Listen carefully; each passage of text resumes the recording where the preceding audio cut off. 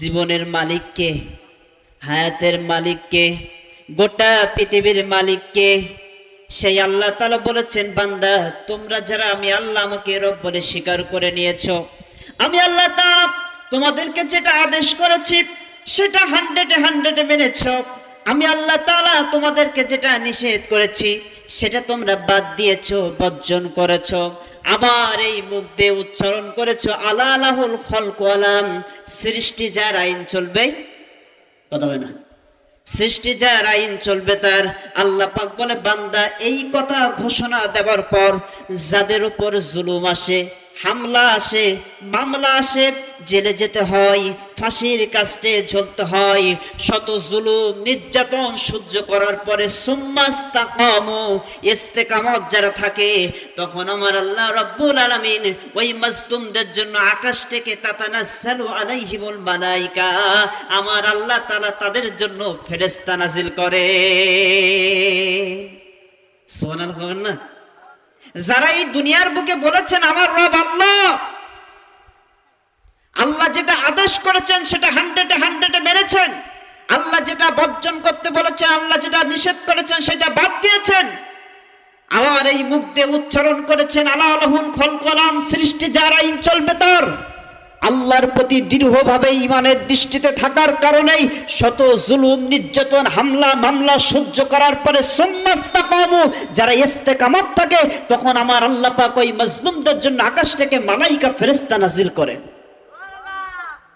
সম্মানিত বারবার ও দুনিয়ার মানুষ, আল্লাহ তাআলা আকাশ থেকে মালাইকা ফেরেশতা নাজিল করেন, এটা কি আপনাদের বিশ্বাস হয়? হয় কি? ও দুনিয়ার মানুষ, কেমন আল্লাহ আকাশ থেকে মালাইকা ফেরেশতা নাজিল করেন আসেন একটু আমি আপনাদের মাঝে বলে যাই। লক্ষ্য করেন বিবি আসিয়ার দিকে। ও দুনিয়ার মানুষ, বিবি আসিয়া যখন এক আল্লাহর প্রতি ঈমান আনলেন, মুসা আলাইহিস সালামের প্রতি যখন ঈমান আনলেন, ও দুনিয়ার মানুষ বলেন তো আমরা ঈমান আনলাম কার উপর? আল্লাহর উপর। সেই আল্লাহর প্রতি ঈমান এনেছিল বিবি আসিয়া। তৎকালীন সময় মিশরের হলো সরকার ছিল হলো ফেরাউন, তৎকালীন সময় মিশরের হলো রাষ্ট্র বিভাগের দায়িত্বশীল ছিল হলো ফেরাউন। কিন্তু এই মিশরের লোকেরা যারা, ওরা কিন্তু ফেরাউনকে খোদা মানত। কি মানত? বলছে আপনি আমাদের খোদা। কিন্তু ভাই তারা কিন্তু ঈমান আনে নাই। যারা ঈমান এনেছিল তাকে খোদা মানত কারে? আল্লাহরে। ও দুনিয়ার মুসলমানেরা, বিবি আসিয়া যখন আল্লাহর প্রতি যখন ঈমান আনলেন, ঈমান আনার পরে সকল গোটা মিশরটা যখন জানাজানি হয়ে গেল যে আমরা মিশরবাসীরা, আমরা তো ফেরাউনকে খোদা বলি, কিন্তু ফেরাউনের স্ত্রী মুসার প্রতি ঈমান এনেছে, মুসার আল্লাহর প্রতি ঈমান এনেছে।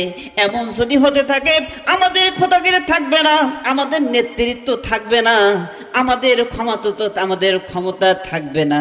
ও দুনিয়ার মানুষ, এবার রাজদরবারে যারা দায়িত্বশীল ছিল সঙ্গে সঙ্গে তারা ফেরাউনের কাছে আসলো।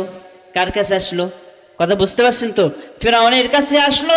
আসার পরে বললেন খোদা সর্বনাশ। বলছে কি সর্বনাশ? বলছে আপনার স্ত্রী। বলছে আমার স্ত্রী কি করছে? বলছে আপনার স্ত্রী মুসার প্রতি ঈমান আনছে। এ কি সহ্য করা যায়? কথা কয় না। বলে আপনার স্ত্রী মুসার প্রতি ঈমান আনছে, মুসার আল্লাহর প্রতি ঈমান আনছে, কিন্তু আমরা তো খোদা মানি আপনাকে। এই যদি সারা মিশর তো হয়ে গেছে, এমন যদি হতে থাকে আমাদের কেউ আর মানবে? বলছে এটা কি সত্য কথা? বলছে হ্যাঁ এটা সত্য কথা। বলছে আমার বিশ্বাস হয় না। ওরা বলছে খোদা বিশ্বাস করেন, আমরা আপনার নুন খেয়েছি, কিন্তু আমরা আপনার সাথে মিছা কথা কব না, যেটা বললাম সত্য কথা। বলছে আচ্ছা ঠিক আছে। সম্মানিত বারবার ফেরাউন সঙ্গে সঙ্গে আসিয়াকে ডাকলেন। আসিয়া ডাকার পরে বিবি আসিয়ার কাছে প্রশ্ন করলো, ওগো আসিয়া, আমার রাজদরবারের মানুষেরা বলছে তুমি নাকি আল্লাহর প্রতি ঈমান এনেছো, তুমি নাকি মুসার প্রতি ঈমান এনেছো, এটা সত্য কিনা?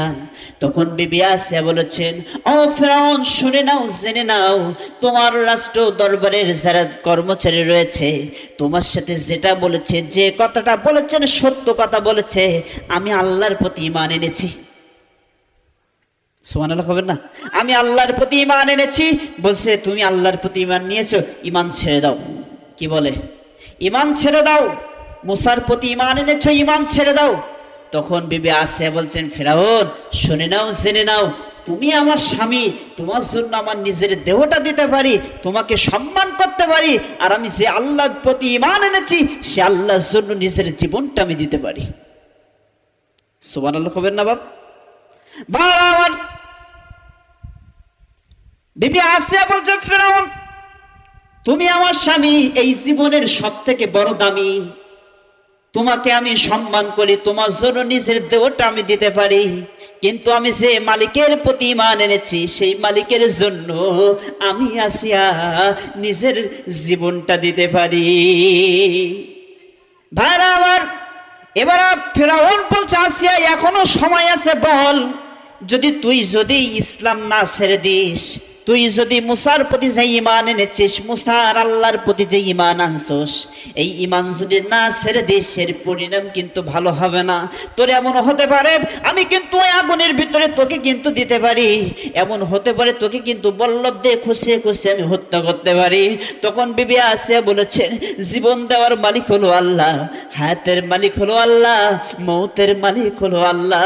সেই আল্লাহ যদি চাই আমার মৃত্যু হবে, সেই আল্লাহর জন্য আমার নিজের জীবনটা দিতে পারি।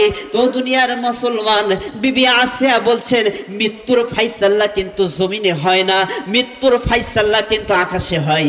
মৃত্যুর ফায়সালা করেন হলো আল্লাহ। আমি একটিবার জানতে চাই, বলেন তো মৃত্যুর ফায়সালা যিনি করেন তিনি কে? আল্লাহ। দুনিয়ার মুসলমানেরা, এবার বিবি আসিয়া বলছেন, যতই আমারে ভয় দেখাও না কেন, যতই তুমি আমার উপরে অত্যাচার করো না কেন, জীবন দেব, শহীদ হব, আমার যে মালিকের প্রতি ঈমান এনেছি সেই মালিকের প্রতি ঈমান একটা বিন্দুর জন্য সর্বনা। ভাইরা আমার, বিবি আসিয়া কথাটা বলার পর সঙ্গে সঙ্গে ফিরআউন রাগাত্ম হয়ে গেলেন। রাগাত্ম হয়ে যাওয়ার পরে বিবি আসিয়ার হাতে হলো আপনার হাতটা ধরে বিবি আসিয়ার প্রথম হলো মাটিতে শোয়ালেন।